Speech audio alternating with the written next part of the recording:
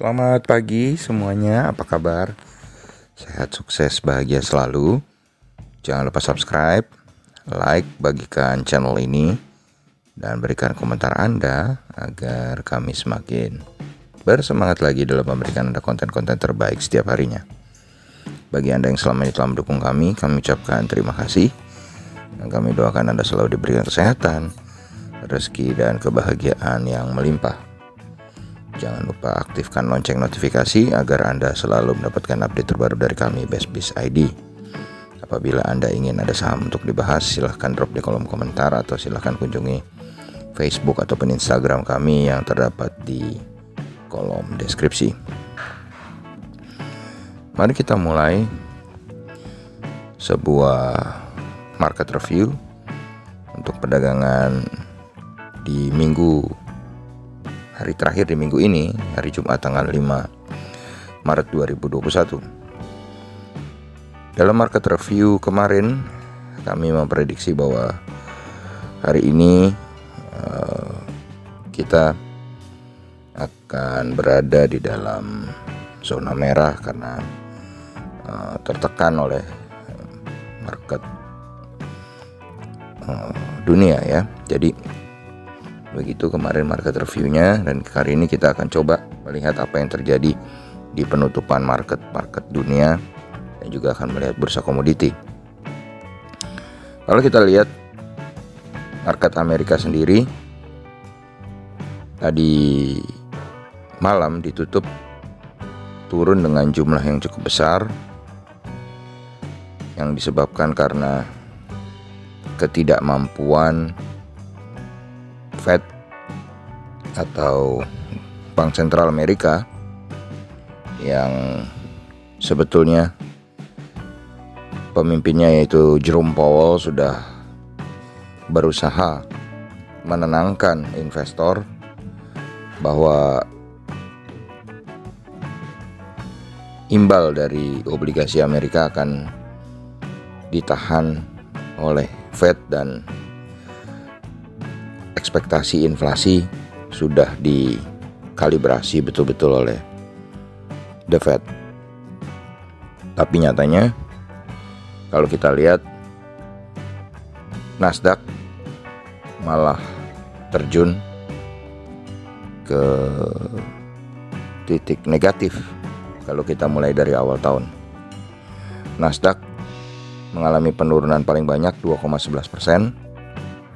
atau 274,3 poin ke 13.723. Ini menyeret S&P 500 turun 51,3 poin atau 1,34% ke 3.769. Sedangkan Dow Jones terkoreksi 345,95 poin atau 1,11% ke 30.924.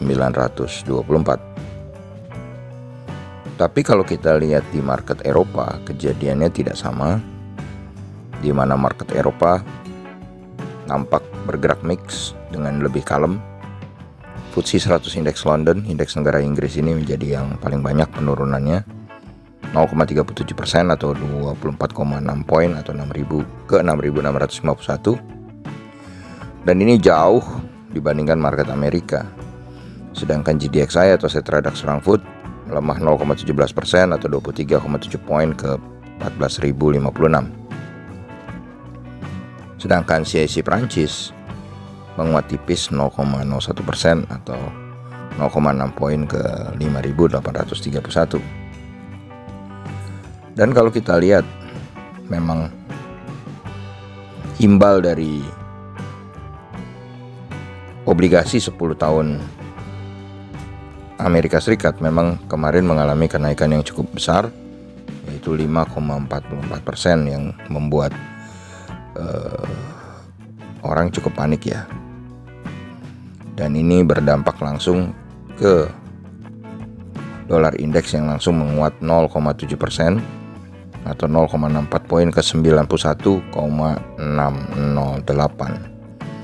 Dan menguatnya dolar indeks jelas langsung memukul kurs rupiah menjadi 14.266,50. untuk 1 US dollarnya. Terjadi pelemahan 21,5 poin atau 0,15%. Dan ini tentu saja berdampak ke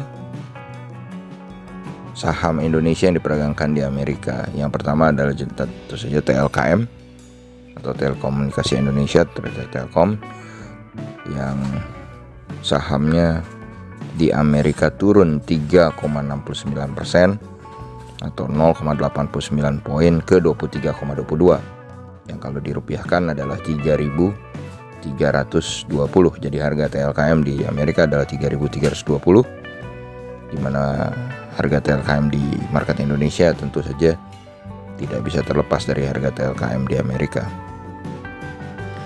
Kemudian yang kedua adalah EIDO, ETF Indonesia yang diperdagangkan di Amerika. Jadi ada 31 saham Indonesia yang diperdagangkan di Amerika dalam bentuk ETF atau sejenis reksadana, yang Anda bisa googling apa saja isinya itu.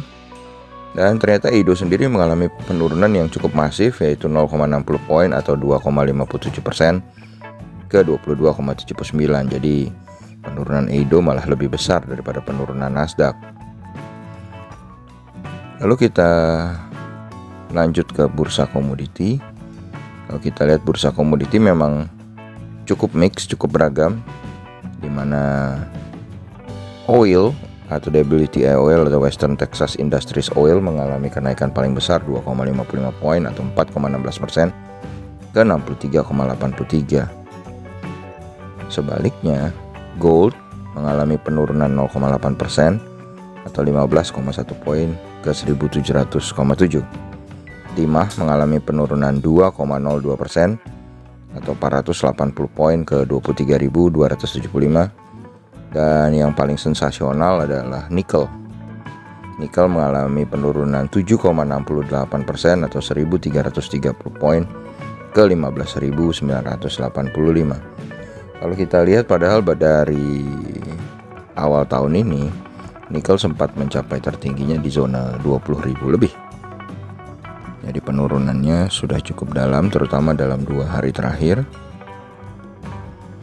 Kemudian kalau kita lihat batu bara Newcastle mengalami penurunan 0,45 poin atau 0,51% ke 87,50 untuk kontrak bulan Maret. Sedangkan untuk kontrak bulan April mengalami penurunan 2,98% atau 2,55 poin ke 83. Sedangkan untuk batu bara Rotterdam kontrak bulan Maret mengalami penurunan 0,7 poin atau 1,06% ke 65,2. Dan untuk bulan April di batu bara Rotterdam mengalami penurunan 1,15% atau 0,75 poin ke 64,75. CPO mengalami kenaikan 1,25% atau 46 poin ke 3.725. Sedangkan untuk wood pulp kembali mengalami kenaikan 12,5 poin atau 0,21% ke 6.087,50. Apa yang bisa kita simpulkan dari bursa komoditi ini adalah terjadi kenaikan yang cukup masif di oil. Kemudian ada kenaikan juga di CPO, tapi yang perlu diperhatikan adalah penurunan timah, apalagi nikel yang cukup dalam. Jadi logam-logam terkoreksi cukup dalam, jadi bukan hanya nikel. Lalu kita pindah ke bursa regional Asia yang sudah dibuka pagi ini. Lalu kita lihat posisi pembukaan bursa regional Asia, maka kita lihat indeks Nikkei 225 Tokyo Jepang mengalami pelemahan 175 poin tadinya waktu dibuka, tapi kalau saat ini sudah melemah 421,11 poin atau 1,47% ke 28.515. S&P ASX 200 Sydney saat ini melemah 1,09% atau 74 poin ke 6.686,70. Sedangkan indeks Kospi Seoul melemah 44,20 poin atau 1,45% ke 2.999,29. Jadi kalau kita lihat saat ini market Asia serempak berada di dalam zona merah, dengan merahnya cukup dalam di atas 1%. Dengan Dow Jones Index Future sendiri kembali melemah cukup dalam 115 poin, 0,37% ke 30.763. Lalu bagaimana dengan IHSG hari ini? Kami tetap pada prediksi kami di market review kemarin bahwa IHSG hari ini akan berada dalam zona merah. Cuman kami akan menambah prediksinya, bobotnya menjadi IHSG hari ini 55% kemungkinan ada di dalam zona merah. Jadi kami tidak selalu 51 atau 53 atau bahkan 50-50. Kali ini kami memprediksi 55 karena faktor tekanan regional yang cukup besar. Ini market Amerika dan Asia yang tertekan cukup dalam.